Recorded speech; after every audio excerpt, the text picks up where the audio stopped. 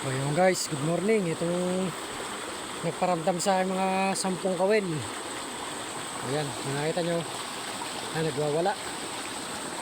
Kukuhanin ko na yun. Okay, kukunin ko na.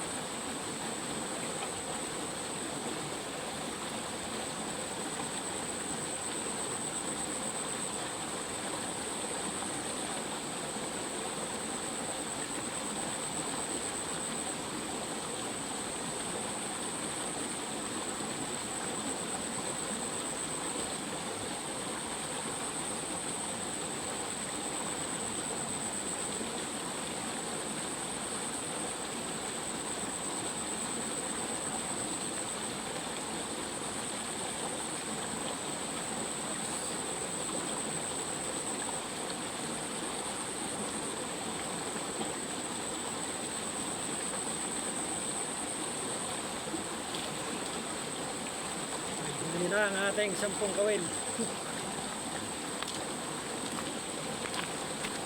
Ayan.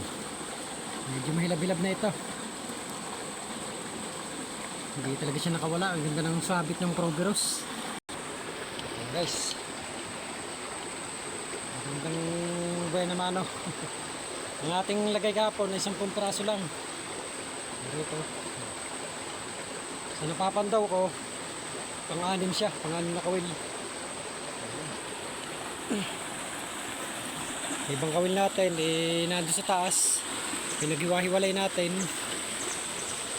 Ere, ayos na. Dalawa na sana yan, nung unang kawil, wala.